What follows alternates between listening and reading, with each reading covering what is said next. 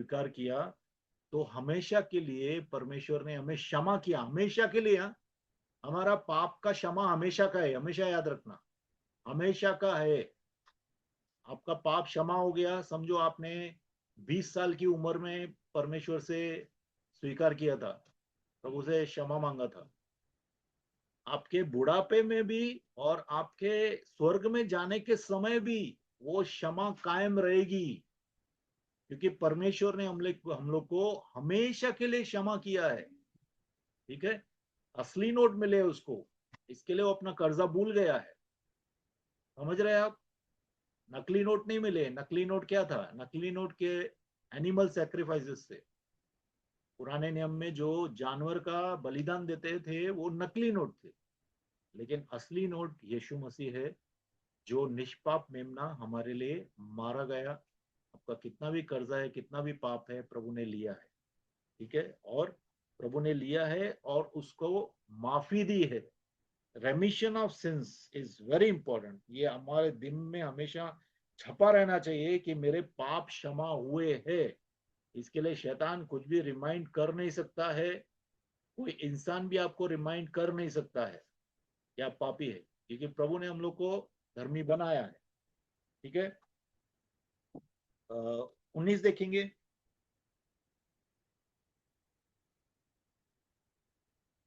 वचन 19।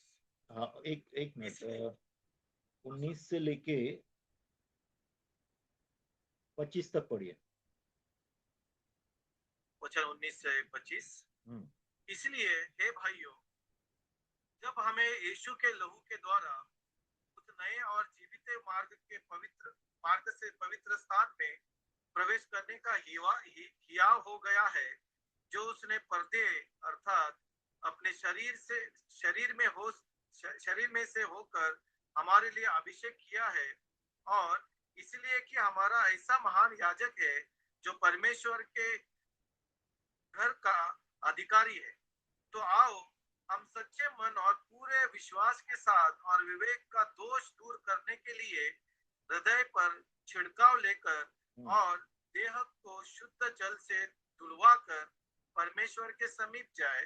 आओ हम अपनी आशा के अंगीकार को दृढ़ता से थामे रहे, क्योंकि जिसने प्रतिज्ञा की है वह सच्चा है, और प्रेम और भले कामों में उकसाने उचकाने के लिए हम हम एक दूसरे की चिंता किया करें, और एक दूसरे के साथ इकट्ठा होना न छोड़ें, जैसे कि कितनों की रीति है, पर एक दूसरे को समझाते रहे, और जो जो उस दिन को निकट आते देखो, त्यों त्यों और भी अधिक यह किया करो। देखो, जब परमेश्वर हमें क्षमा करता है, देखो सब कुछ ज्वाइंट है। आप देखेंगे ना, परमेश्वर का ये लॉ जो है ना, बार बार वो बोल रहा है। देखो यहुना में हम लोग क्या बोलते हैं, यहुना में बोल रहे हैं कि मतलब प्रभु बोल रहा है, क्या क्या बोल रहा है, अगर आप रोशनी में चलते हैं जैसे वो रोशनी में है, तो हम संगति कर सकते हैं और यीशु का लहू हमें साफ करता है। अभी यहाँ पे क्या लिखा है, जब आपके पाप क्षमा हो गए, उसके बाद में जो है आप संगति करना चाहिए, क्योंकि बाद में आप संगति कर सकते हैं पूरे दिल से, क्योंकि अभी आपके पाप क्षमा हुए हैं, आपको नया नेचर है, आप प्रभु में चल रहे हैं। अभी यहाँ पे बहुत ही कुछ चीजें सीखने की है। एक तो क्या है, having boldness to enter the holiest by the blood of Jesus। मतलब यीशु के लहू के द्वारा हम आज निडरता से परमेश्वर की उपस्थिति में जा सकते। उस जमाने में महायाजक डरता था, क्योंकि उसको पता था मेरा अंदर कोई भी पाप रहेगा तो मैं अंदर जाके मर जाऊंगा, मेरा अर्थली जर्नी खलास उधर ही, बराबर। वो डरता था। लेकिन हम लोग उस महायाजक के जैसे नहीं है, क्योंकि हमारा महायाजक पहले ही अंदर घुसा हुआ है। वह आज भी होली प्लेस में पिता के बाजू में बैठा है। वह हमारा महायाजक है, हमारे लिए प्रार्थना कर रहा है। इसलिए हम जब प्रभु के पास सिर्फ एक दिन साल के नहीं, लेकिन साल के हर एक दिन पिता परमेश्वर के साथ संगति कर सकते हैं यीशु के लहू के द्वारा। We should have that boldness. हमेशा याद रखना, हम लोग को वो बोल्डनेस, निडरता होनी चाहिए परमेश्वर के उपस्थिति में जाने के लिए। कितने भी पाप किए हो, वो कुछ भी हो, परमेश्वर हमारे पापों को क्षमा करता है, एक बार आप क्षमा मांगेंगे तो। और प्रभु बुला देता है, आप प्रभु की उपस्थिति में जा सकते हैं। ठीक है, तो दैट बोल्डनेस, वो जो बोल्डनेस है वो यीशु के लहू के द्वारा हम लोग को मिली है। ठीक है, by a new and living way, एक नया रास्ता खुला है। नया रास्ता कैसा खुला है? यही नवा करार है। नया रास्ता कैसा खुला है? पुराना रास्ता क्या था? पुराना रास्ता था एनिमल, जानवरों की बलि दो, बलि दो, बलि दो, फिर रिस्क लो जीवन का, पाप रहेगा तो मर जाएगा, बराबर, कॉन्शियस पाप करेगा तो मर जाएगा। ये ओल्ड वे था। न्यू वे क्या है? नया वे क्या है? परमेश्वर ने ये नया वे खोला है। ये नया रास्ता परमेश्वर ने खोला है, क्योंकि पिता को ढके हुए था जो पर्दा, पिता को ढके हुए एक पर्दा था, बराबर। वो पर्दा था यीशु मसीह का शरीर, और वो यीशु मसीह का शरीर हमारे लिए फाड़ा गया, तोड़ा गया, ऊपर से लेके नीचे तक। इसलिए क्योंकि यीशु हमारे लिए मरा है, यीशु हमारे लिए मारा गया है, और उसके शरीर के द्वारा, उसके लहू के द्वारा हम पिता के अंदर, पिता के पास जा सकते हैं। ये नया मार्ग हमारे लिए परमेश्वर ने खोला है। ठीक है, he consecrated for us through the veil, that is his flesh। ये बहुत ही इंपॉर्टेंट बात है। ये एक्चुअली इट्स अ रेवलेशन। कितने लोग बोलते नहीं है इसके बारे में। आई थिंक सुना है आपने ऐसा पहला, 20 में जो लिखा है, एक बार 20 पढ़िए फिर से। वचन 20, जो अपने पर्दे अर्थात अपने शरीर में से होकर हमारे लिए अभिषेक किया है। हाँ, आमीन। यीशु मसीह का शरीर है, शरीर था। देखो, जो पर्दा था वो यीशु मसीह का शरीर था। जब भी महायाजक पुराने नियम में जाते थे, वो लोग क्या करते थे? अपनी धार्मिकता से अंदर जाते थे, जानवर का लहू ला के जाते थे, लेकिन जानवर का लहू हमारे पापों को क्षमा नहीं करता है। ठीक है, तो जब तक हम लोग पाप नहीं छोड़ते हैं, हम यीशु मसीह के शरीर के अंदर नहीं आ सकते थे। समझ रहे हैं आप कि नहीं? यीशु का शरीर, बराबर। यस। तीसरा, जो होलीएस्ट ऑफ ऑल था, यीशु ने ढक के रखा था, बराबर। पुराने नियम में, पुराने नियम में भी वो पर्दा यीशु ही था कि नहीं, कि नए नियम में बन गया? पुराने नियम में नहीं, भी यीशु। है ना। तो यस। पुराने नियम में भी यीशु वो पर्दा था, और लोग जो है वह एनिमल सेक्रीफाइस के द्वारा अंदर जाते थे। तो उनका कुछ का खुद का धार्मिकता कुछ नहीं है, फिर वो कबूली कर रहे थे, और अपने फटे पुराने कपड़े से, अपनी धार्मिकता से अंदर जाते थे। कभी मार पीट, मार खा के आते थे, मतलब मार खा के आने का मतलब, कितने लोग मर जाते थे अंदर, हाई प्रीस्ट और महायाजक मर जाते थे। लेकिन एक बार यीशु का सैक्रिफाइस हो गया, वो पर्दा फट गया, परमेश्वर के सामने हमारा रास्ता खुल गया। तो आज हम लोग इसके लिए, इस नए रास्ते से हम लोग यीशु मसीह के द्वारा परमेश्वर को रोज मिल सकते हैं, रोज उनके साथ रह सकते हैं। महायाजक, पुराने महायाजक की तरह नहीं, साल में एक बार, लेकिन हम हमेशा पिता के साथ रह सकते हैं। यीशु मार्ग है, तो पिता डेस्टिनेशन है। ये हमारी मंजिल पिता है, और पिता तक पहुंचने के लिए यीशु मार्ग है। ठीक है, इसके लिए 22 में लिखा है। ठीक है, 22 में क्या लिखा है? देखो, कुछ कमांडमेंट्स दिया है कि आइए हम लोग प्रभु के करीब जाएं। 7 चीजें बोली है इसमें। ठीक है, 22 से लेके अगर 25 तक आप देखेंगे तो 7 चीजें बोली है, ध्यान से सुनिए। एक तो वर्स 22 में जो लिखा है, ड्रॉ नियर टू गॉड, मतलब परमेश्वर के करीब आओ। पुराना नियम क्या बताता है? कि परमेश्वर के करीब लोग नहीं आ सकते थे, क्योंकि उनके पाप उनके ऊपर थे। लेकिन नए नियम में ऐसा नहीं है। हम परमेश्वर के करीब आ सकते हैं। इसके लिए वचन में लिखता है पौलुस कि ड्रॉ नियर टू गॉड, परमेश्वर के करीब आओ और एक साफ कॉन्शियंस रखो, एक साफ विवेक रखो। ठीक है, ट्रू हार्ट, ट्रू हार्ट का मतलब है कि आपका जो कॉन्शियंस है, देखो हमेशा याद रखना, हमारा विवेक, साफ विवेक से परमेश्वर की सेवा करनी है। हमेशा हमारा विवेक साफ होना चाहिए। इवन पौलुस खुद बोलता है, जब लोग उसको मारने आते हैं, लोग उसको पकड़वाते हैं, तो हाई प्रीस्ट को क्या बोलते हैं, महायाजक को, वहां पे उस वक्त महायाजक तो था, वो बोलता है कि मैं अपने प्योर कॉन्शियंस से, मेरे शुद्ध विवेक से परमेश्वर की सेवा की है। तो हमारा विवेक जो है ना, शुद्ध होना चाहिए, कपट वाला नहीं। कपट होता ही नहीं है। देखो, कपट मीन्स एक बार आपका कॉन्शियंस अगर साफ किया प्रभु ने, विवेक साफ किया, तो अंदर कपट नहीं रहेगा। ठीक है, तो अगर कपट है तो कॉन्शियंस साफ नहीं है। कपट समझ रहे हो, सब लोगों को कपट मालूम है। ठीक है, कपट नहीं होना चाहिए, दाग धब्बा नहीं होना चाहिए, क्योंकि परमेश्वर का जो लहू है, यीशु का लहू जो है, हमारे विवेक को पूरी तरह से शुद्ध करता है। इसके लिए वो बोलते हैं कि हैव प्योर कॉन्शियंस, मतलब कि शुद्ध विवेक रख, शुद्ध विवेक रख। उसके बाद में यहाँ पे लिखा है कि true heart, full assurance of word, having sprinkled from an evil conscience and our bodies washed with pure water। हमारा शरीर, मतलब अभी ये भौतिक शरीर की बात नहीं कर रहा है, हमारा आत्मा कितना बार, हमारा मन कितना बार गंदा होता है नहीं होता है। क्रोध की बात किया, आपका मन गंदा हो जाएगा। व्यभिचार की बात किया, गंदा हो जाएगा। लालच की बात सोची, गंदा हो जाएगा। झूठ बोलने का है तो आपका मन गंदा हो जाएगा।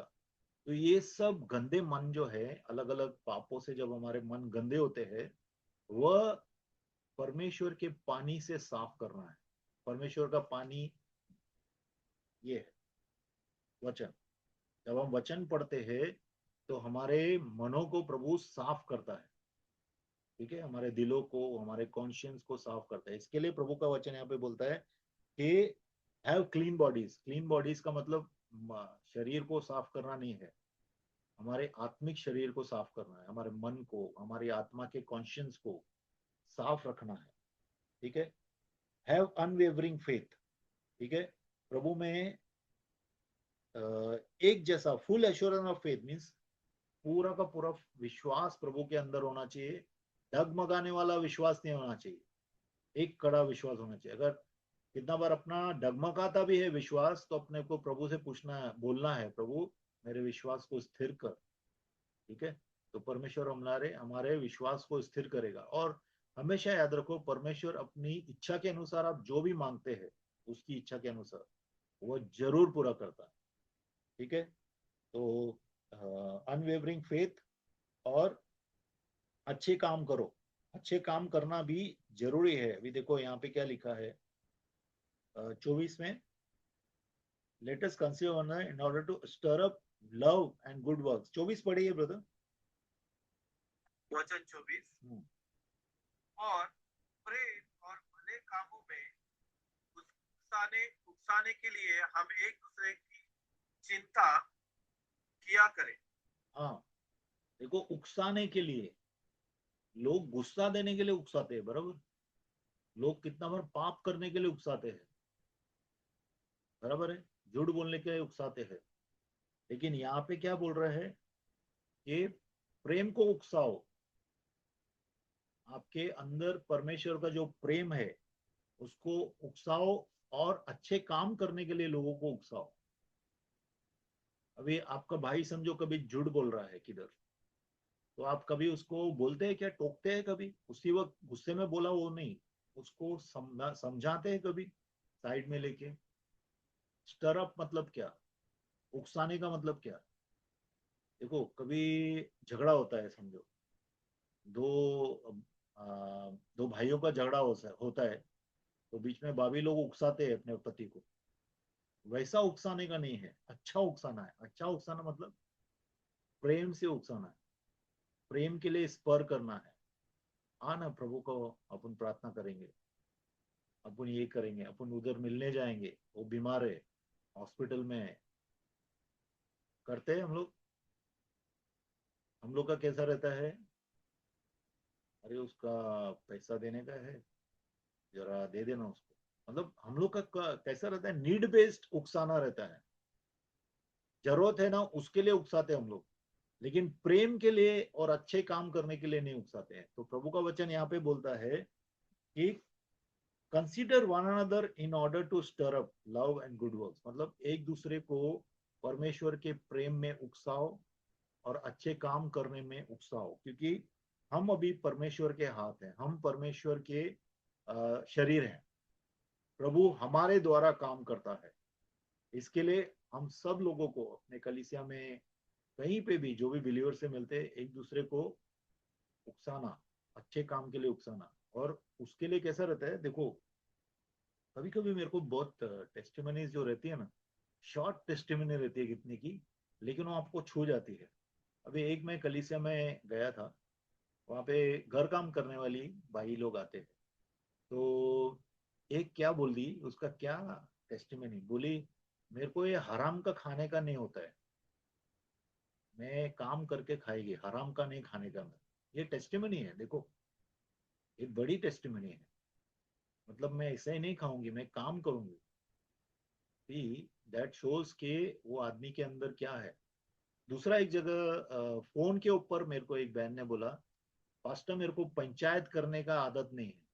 समझ रहे, पंचायत, गॉसिपिंग, ये टेस्टिमनी है, ये टेस्टिमनी है। ये क्या होता है कि एक बात बताओ, सब लोग आप अनुसरण करते हैं, अच्छा काम कोई अच्छा चीज देखेंगे किसी में तो आप खुद अनुसरण करते हैं ना।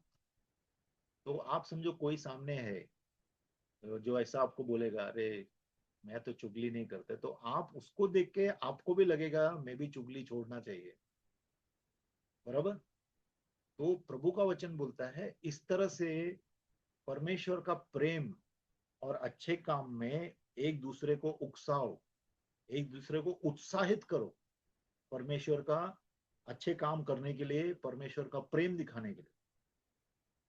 ठीक है, और इसके लिए क्या है, एक दूसरे से मिलना भी जरूरी है।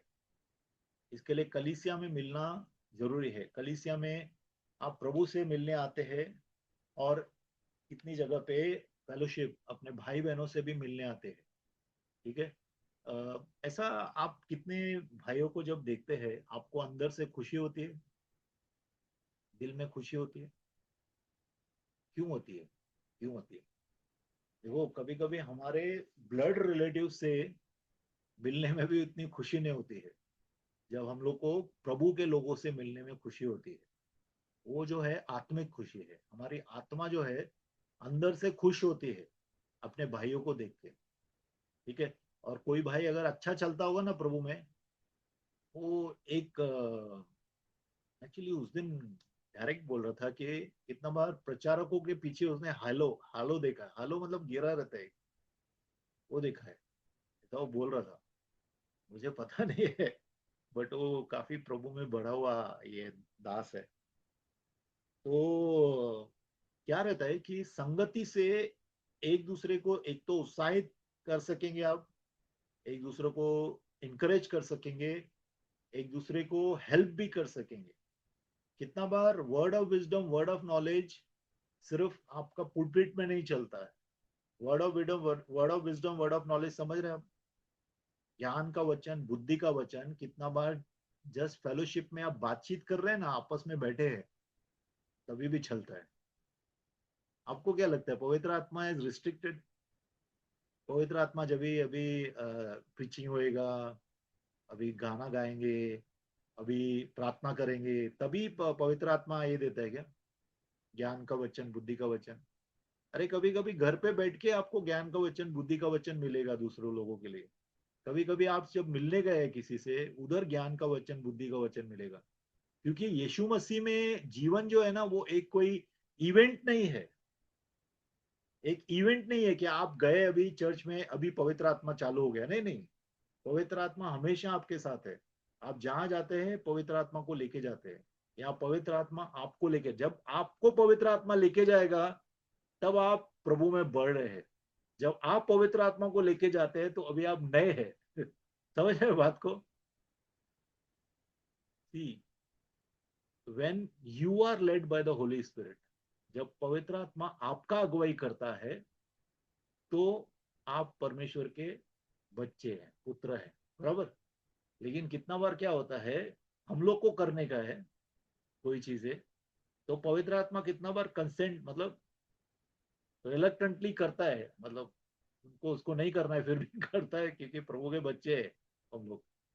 तो द डे, जिस दिन हम ये सीख लेंगे कि पवित्र आत्मा मुझे चलाए और उसका लीडिंग समझ जाएंगे, उस दिन से हमारा जीवन बिल्कुल चेंज हो जाएगा।